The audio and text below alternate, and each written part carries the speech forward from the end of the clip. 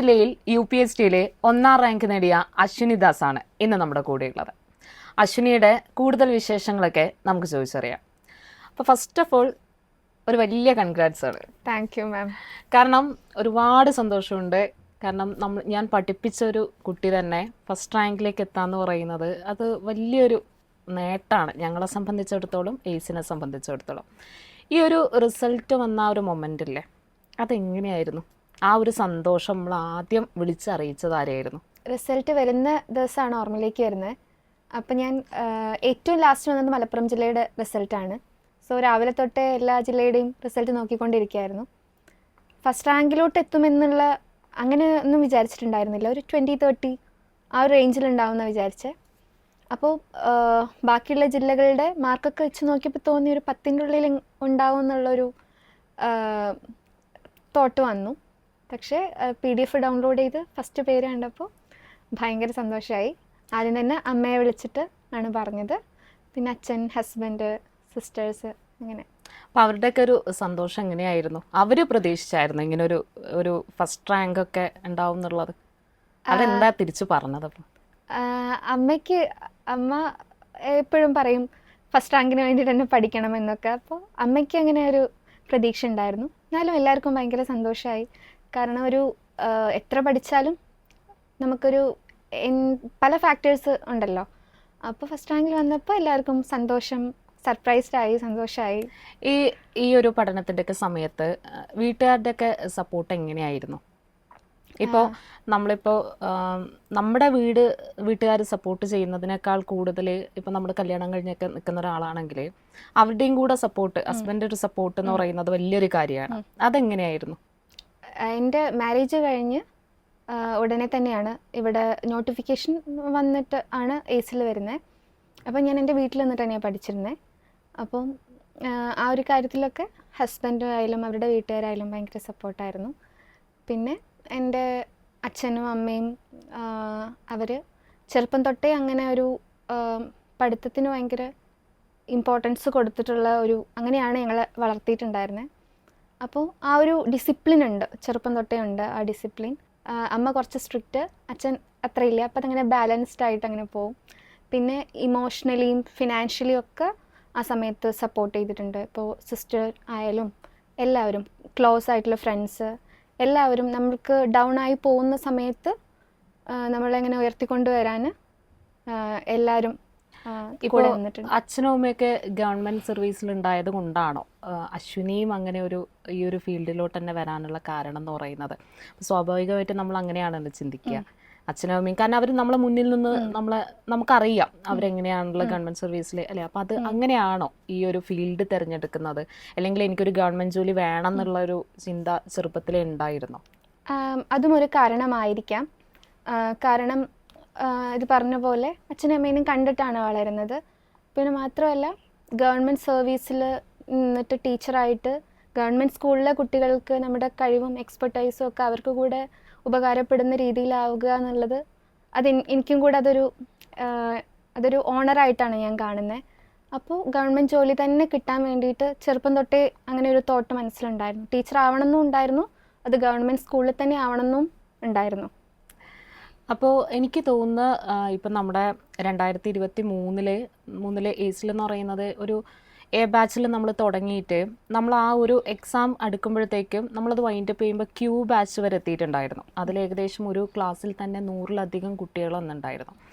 എനിക്ക് തോന്നുന്നു അശ്വിനി P ബാച്ചിലെ ഒരു സ്റ്റുഡൻ്റ് ആയിരുന്നു. അപ്പോൾ നമ്മൾ കുറേ മുന്നോട്ട്, കാരണം കുറേ 2023 ഒരു ഡിസംബറിലൊക്കെ ആയിരിക്കും ആ ബാച്ച് സ്റ്റാർട്ടായിട്ടുണ്ടാവുക. 2024 ജൂൺ ആകുമ്പോഴത്തേക്കും നമ്മുടെ UPൻ്റെ എക്സാമും, ജൂലൈ മാസം ആകുമ്പോഴത്തേക്കും എക്സാം നടന്നു കഴിഞ്ഞു. അപ്പോൾ ഈ ഒരു ചെറിയൊരു പീരീഡിൽ പഠിച്ചു കഴിഞ്ഞ് കഴിഞ്ഞാൽ റാങ്കിലെത്താൻ പറ്റുന്നുള്ളതിൻ്റെ ഏറ്റവും വലിയൊരു എക്സാമ്പിളാണ് അശ്വിനി എന്ന് പറയുന്നത്. പക്ഷെ ചില ആളുകൾക്ക് അങ്ങനെയല്ല. ചില കുട്ടികൾ പറയും 1 വർഷത്തെ പ്രയത്നമാണ് ഇതെന്നൊക്കെ പറയും. ഞാൻ ചോദിക്കുന്നത് ഈ ഒരു ചെറിയൊരു പീരീഡ് മതിയോ ശരിക്കും പറഞ്ഞാൽ ഒരു സിലബസ് കംപ്ലീറ്റ് ചെയ്യാൻ വേണ്ടിയിട്ട്? അത് പലരുടെയും സാഹചര്യം അനുസരിച്ചിരിക്കുന്നതാണ് തോന്നുന്നത്. ഞാനിപ്പോൾ എൻ്റെ ഫാമിലി എനിക്ക് അത്രയും സപ്പോർട്ടായതുകൊണ്ട് എനിക്ക് രാവിലെ തൊട്ട് രാത്രി വരെ പഠിക്കുക എന്നുള്ളൊരു ഡ്യൂട്ടി മാത്രമേ എനിക്കുണ്ടായിരുന്നുള്ളൂ. ബാക്കി എല്ലാ കാര്യത്തിലും എന്നെ സപ്പോർട്ട് ചെയ്തിട്ടുണ്ടായിരുന്നത് എൻ്റെ അച്ഛനും അമ്മയാണ്. അപ്പം ആ സപ്പോർട്ട് അതുപോലെ അങ്ങനത്തെ ഒരു സാഹചര്യവും എല്ലാവർക്കും ഉണ്ടായിക്കൊള്ളണം എന്നില്ല.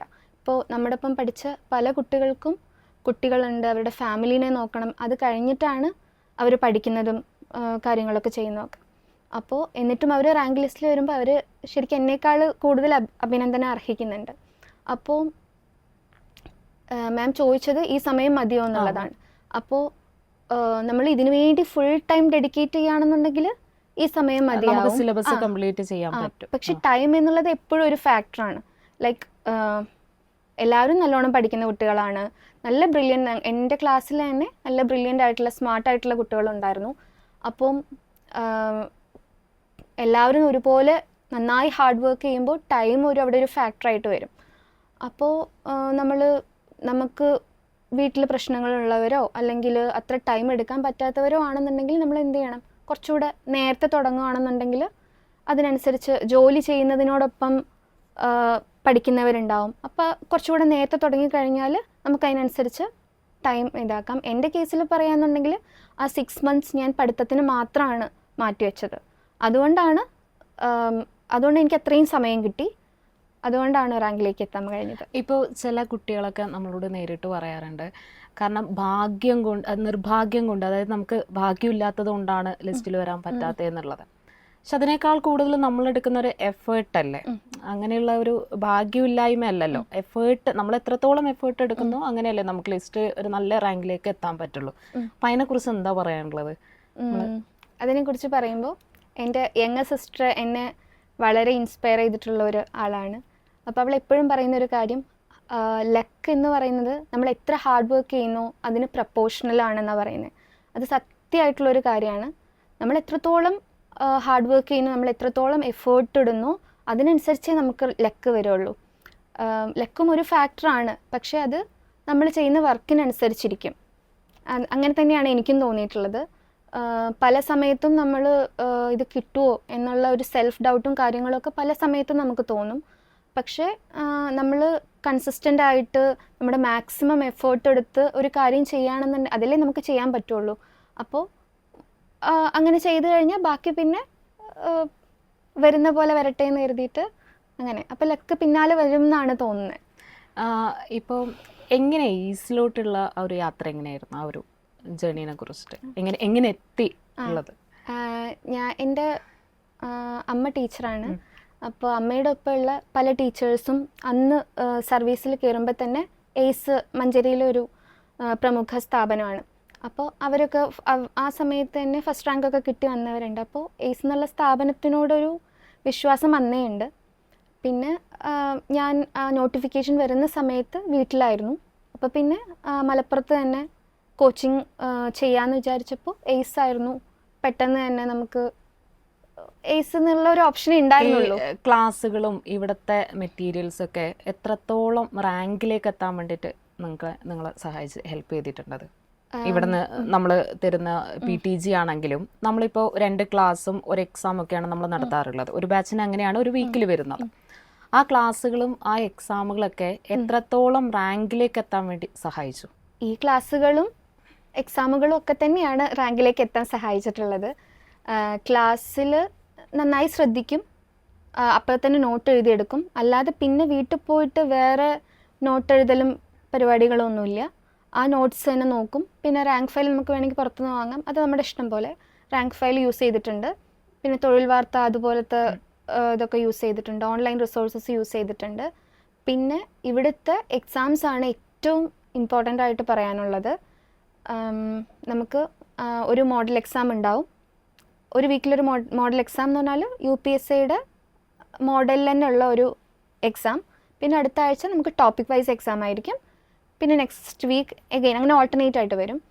അപ്പോൾ ഈ എക്സാംസിൻ്റെ ക്വസ്റ്റ്യൻസ് എല്ലാം തന്നെ നല്ല സ്റ്റാൻഡേർഡുള്ള ക്വസ്റ്റ്യൻസാണ്. പ്രീവിയസ് ക്വസ്റ്റ്യൻസും എല്ലാം അതിലും അങ്ങനെ വന്നു പോവും. അപ്പം നമുക്ക് ഓരോ ആഴ്ചയും നമ്മൾ എവിടെ നിൽക്കുന്നു എന്നുള്ളത് അറിയാൻ പറ്റും. എക്സാംസിനോടൊപ്പം തന്നെ റാങ്ക് ലിസ്റ്റും പബ്ലിഷ് ചെയ്യുന്നുണ്ടല്ലോ. അപ്പോൾ നമുക്ക് അറിയാൻ പറ്റും ഓരോ ആഴ്ചയിലും എത്രത്തോളം നമുക്ക് പ്രോഗ്രസ് വരുന്നുണ്ട് എന്നുള്ളത് അറിയാൻ പറ്റും. അപ്പോൾ അങ്ങനെ ഈ എക്സാംസ് മാത്രമല്ല നമ്മളിപ്പോൾ വീട്ടിലിരുന്ന് എക്സാം എഴുതുന്നത് പോലെ അല്ല ഒരു ക്ലാസ്സിൻ്റെ ഒരു എക്സാം ഹാളിൻ്റെ അന്തരീക്ഷത്തിലിരുന്ന് നമ്മൾ എക്സാം ചെയ്യുമ്പോൾ. ഓരോ എക്സാംസ് എഴുതുമ്പോൾ, ഓരോ വീക്കിൽ എക്സാം എഴുതുമ്പോൾ നമുക്ക് ഓരോരോ കാര്യങ്ങൾ മനസ്സിലാവും. ടെക്നിക്കലായിട്ടുള്ള കാര്യങ്ങൾ, അതായത് ടൈം എങ്ങനെ മാനേജ് ചെയ്യണം, ബബിൾ ചെയ്യുമ്പോൾ തന്നെ ആ സമയം കൂടുന്നത് നമുക്ക് മനസ്സിലാവും. അങ്ങനെ പല കാര്യങ്ങളും, നെഗറ്റീവ് കുറയ്ക്കേണ്ട കാര്യങ്ങൾ, അങ്ങനെ അങ്ങനത്തെ പല കാര്യങ്ങളും നമുക്ക് ആ എക്സാം ഹാളിലിരുന്ന് ചെയ്യുമ്പോഴേ മനസ്സിലാവുള്ളൂ. അപ്പോൾ അത് വളരെയധികം ഹെൽപ്ഫുൾ ആയിട്ടുണ്ട്. ഈ ഒരു എക്സാമിന് തയ്യാറെടുക്കുന്ന സമയത്ത് നമ്മൾ കുറേ കാര്യങ്ങൾ മാറ്റി വെച്ചിട്ടുണ്ടാകും അല്ലേ? ഇപ്പോൾ ചില ക്ലാസ്സിലൊക്കെ നമ്മൾ കയറുന്ന സമയത്ത് കുട്ടികൾ പറയും എക്സാമാണ്, സിനിമകളൊന്നും കാണാറില്ല, യാത്രകളൊന്നും പോകാറില്ല, ഒരു ഫംഗ്ഷനും പങ്കെടുക്കാറില്ല.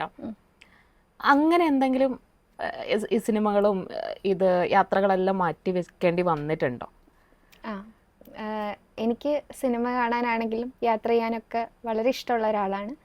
പക്ഷേ ഞാൻ പറഞ്ഞ പോലെ ഒരു 6 months ടൈമാണ് എനിക്ക് കിട്ടിയിട്ടുള്ളത്. അപ്പോൾ അത്ര സമയത്തിനുള്ളിൽ കവർ ചെയ്യാനുള്ള ഒരുപാട് സിലബസ് ഉണ്ടായിരുന്നു.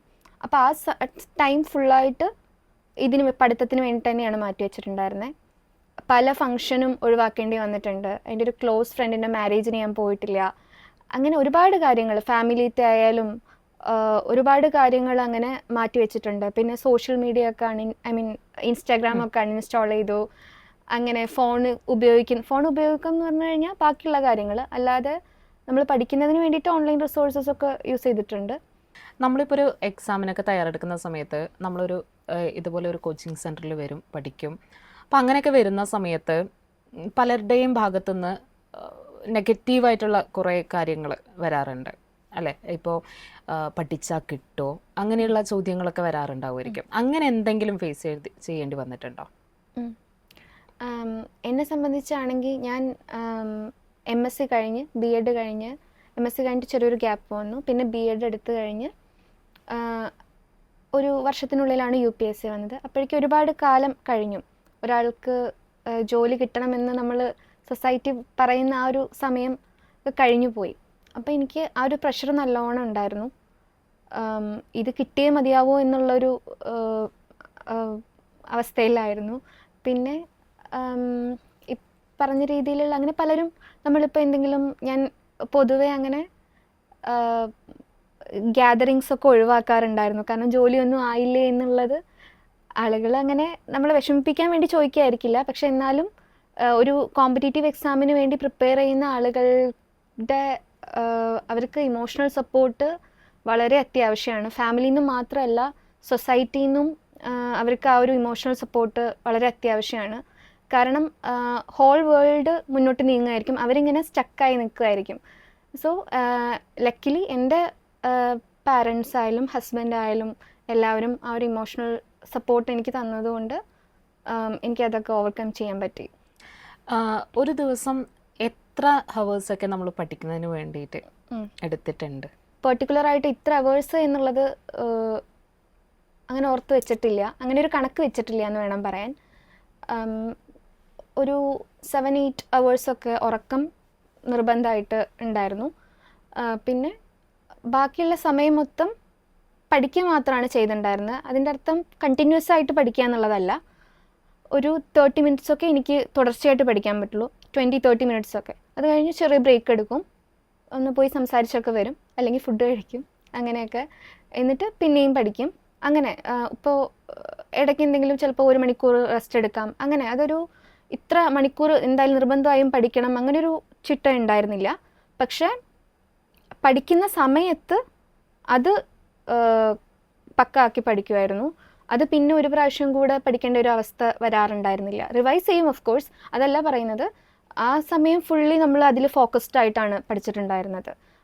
പിന്നെ ഈ പറഞ്ഞ പോലെ ബാക്കിയുള്ള എല്ലാ എൻഗേജ്മെൻറ്റ്സും ഒക്കെ ഒഴിവാക്കിയിട്ട് പഠിത്തം എന്നുള്ള മാത്രം, ജോലി കിട്ടണമെന്നുള്ള ഒരു ലക്ഷ്യം മാത്രമേ ഉണ്ടായിരുന്നുള്ളൂ. പിന്നെ എക്സാമിൻ്റെ ഒരു 2-3 months മുന്നേ, അതായത് കൺഫർമേഷൻ വന്നിട്ടുള്ള ആ ഒരു സമയം, ഇത് ഭയങ്കര ഇമ്പോർട്ടൻ്റ് ആണ്. നമ്മുടെ ലാസ്റ്റ് ലാപ്പ് എന്നൊക്കെ പറയില്ലേ, അതുപോലെ പലരും മുന്നിക്ക് കയറി വരുന്ന ഒരു സമയമാണത്. അപ്പോൾ ആ സമയത്തൊക്കെ നല്ലോണം ഹാർഡ് വർക്ക് ചെയ്തിട്ടുണ്ട്. അപ്പോൾ ഉറങ്ങുന്ന സമയം ഒഴിച്ചു കഴിഞ്ഞാൽ ബാക്കിയുള്ള സമയമൊക്കെ അതിന് വേണ്ടി തന്നെ ഇരുന്ന് ഒരുപാട് ക്വസ്റ്റ്യൻ പേപ്പേഴ്സ് സോൾവ് ചെയ്തിട്ടുണ്ട്. റിവൈസ് ചെയ്യുന്നത് പിന്നെ റിവൈസ് ചെയ്തിട്ടുണ്ട്, അങ്ങനെയൊക്കെ. ഈ എക്സാമിന് ഇനി തയ്യാറെടുക്കാൻ പോകുന്ന കുട്ടികളോട് എന്താ പറയാനുള്ളത്? എങ്ങനെയാണ് പ്രിപ്പയർ ചെയ്യേണ്ടത്? ഓരോരുത്തർക്കും പ്രിപ്പയർ ചെയ്യുന്നതിന് ഓരോരോ രീതികളുണ്ടായിരിക്കും. എൻ്റെ രീതി ചിലപ്പോൾ നിങ്ങളൊരാൾക്ക് അത് ആപ്റ്റ് ആവണം എന്നില്ല. അതുപോലെ തന്നെ എൻ്റെ സാഹചര്യങ്ങളായിരിക്കില്ല മറ്റൊരാൾക്കുണ്ടായിരിക്കുക. അപ്പോൾ നമ്മുടെ സാഹചര്യങ്ങൾക്കനുസരിച്ച് നമുക്ക് ടൈം എന്നുള്ളത് വളരെ ഇമ്പോർട്ടൻ്റ് ആയിട്ടുള്ളൊരു കാര്യമാണല്ലോ. അപ്പോൾ നമ്മുടെ സാഹചര്യങ്ങൾക്കനുസരിച്ച് ചിലപ്പോൾ നമ്മൾ നേരത്തെ തുടങ്ങേണ്ടി വരും, പ്രിപ്പറേഷൻ നേരത്തെ തുടങ്ങേണ്ടി വരും. അതുപോലെ ചിലവർക്ക് രാത്രി വൈകിയിരുന്ന് പഠിക്കുന്നതായിരിക്കും, ചിലവർക്ക് രാവിലെ നേരത്തെ എണീറ്റ് പഠിക്കേണ്ടവരായിരിക്കും, ചില ആളുകൾക്ക് എന്നെപ്പോലെ ഉറക്കം ഇമ്പോർട്ടൻ്റ് ആയിരിക്കും. അപ്പോൾ നമുക്ക് ഏതാണോ സ്യൂട്ടായിട്ടുള്ളത് അതിനനുസരിച്ച് പഠിച്ചു പോകാന്നുള്ളതാണ്. പിന്നെ പഠിച്ചാൽ മാത്രം പോരാ, വായന ഇമ്പോർട്ടൻ്റ് ആണ്. വായിച്ചു കഴിഞ്ഞ് അത് പഠിക്കണം, പഠിച്ചു കഴിഞ്ഞിട്ട് അത് റിവൈസ് ചെയ്യാൻ കൂടെ വേണം. റിവൈസ് ചെയ്യാൻ നമ്മൾ മറന്നു പോകുമ്പോഴാണ് പലപ്പോഴും നമുക്ക് ഈ നെഗറ്റീവ് മാർക്കിൻ്റെ ഒരു പ്രശ്നം വരിക. എപ്പോഴും നമ്മളിങ്ങനെ 50-50 അതിലിങ്ങനെ നിൽക്കും. അപ്പോൾ റിവൈസ് ചെയ്യേണ്ടതും വളരെ ഇമ്പോർട്ടൻ്റ് ആണ്. പിന്നെ ആ സിലബസ് ഫുള്ളായിട്ട് കവർ ചെയ്യേണ്ടത് അത്യാവശ്യമാണ്. കാരണം ഒരു മേഖല ഒരു ടോപ്പിക്ക് മാത്രം നമ്മൾ പക്ക ആയതുകൊണ്ട് കാര്യമില്ല. എല്ലാ ടോപ്പിക്കിലും ഒരുപോലെ നമ്മൾ പോർഷൻസ് കവർ ചെയ്ത് വരുമ്പോഴേ ആ മാർക്ക് കൂടി വരുള്ളൂ. ഈ ടെക്സ്റ്റ് ബുക്കിന് എത്രത്തോളം പ്രാധാന്യമുണ്ട് നമ്മൾ ഈ LP UP ഒക്കെ തയ്യാറെടുക്കുന്ന സമയത്ത്? ടെക്സ്റ്റ് ബുക്ക് ഞാൻ 5th തൊട്ട് 10th വരെയുള്ള എല്ലാ ടെക്സ്റ്റ് ബുക്കും ഡൗൺലോഡ് ചെയ്ത് അത് അതിൽ തന്നെ മാർക്ക് ചെയ്തിട്ട് ഹൈലൈറ്റ് ചെയ്തിട്ടും മാർക്ക് ചെയ്തിട്ടും അതുപോലെ തന്നെ അതിൻ്റെ വിലയിരുത്താം എന്ന് പറയുന്ന പോർഷൻസൊക്കെ ഉണ്ടല്ലോ, അതൊക്കെ നന്നായി സോൾവ് ചെയ്ത് അത് പക്കായിട്ട് റിവൈസ് ചെയ്ത് പഠിച്ചിട്ടുണ്ടായിരുന്നു. Text book is important because ഈ പല ബേസ് ആയിട്ടുള്ള കാര്യങ്ങളും ടെക്സ്റ്റ് ബുക്കിൽ നിന്നായിരിക്കാം ആ ചോദ്യങ്ങൾ വരുന്നത്. അപ്പോൾ അത് നമുക്ക് എല്ലാവരും പഠിക്കുന്നൊരു കാര്യം നമ്മൾ വിട്ടുപോകരുതല്ലോ. അപ്പോൾ അത് പഠിച്ചു കഴിഞ്ഞിട്ട് വേണം ആക്ച്വലി ബാക്കിയുള്ള പുറമേയുള്ള റിസോഴ്സസൊക്കെ മിക്കവാറും ആ സിലബസുമായിട്ട് ഒത്തുപോകുന്ന ഇത് തന്നെയാണ് ടെക്സ്റ്റ് ബുക്കിലൊക്കെ ഉള്ളത്. അപ്പോൾ സയൻസ് ആയാലും മാത്സ് ആയാലും എല്ലാം സോഷ്യലായാലും എല്ലാം അത് ഇമ്പോർട്ടൻ്റ് തന്നെയാണ്. ഇപ്പം നമ്മുടെ ഈ ഒരു റിസൾട്ട് വന്ന സമയത്ത് ഏറ്റവും നല്ല റാങ്കിൽ എത്തി നിൽക്കുന്നത്, അപ്പോൾ പഠനം ഇവിടെ വെച്ച് സ്റ്റോപ്പ് ചെയ്യാനാണോ തീരുമാനം, അതോ ഇനി HSA HSST പോലുള്ള എക്സാം എഴുതാൻ വേണ്ടിയിട്ട് തയ്യാറെടുക്കുന്നുണ്ടോ? ഇപ്പോൾ UPSCയിൽ ഇത്ര റാങ്ക് കിട്ടിയത് വളരെ സന്തോഷം. അപ്പോൾ ഒരു ഗവൺമെൻറ് സ്കൂളിൽ UP ടീച്ചറായിട്ട് വർക്ക് ചെയ്യുന്നത് ഞാൻ ഇങ്ങനെ I am looking forward to it.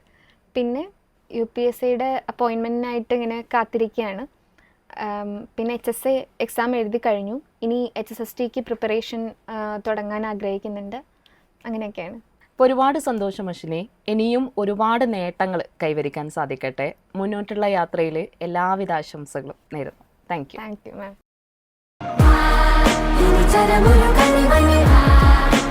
ിൽ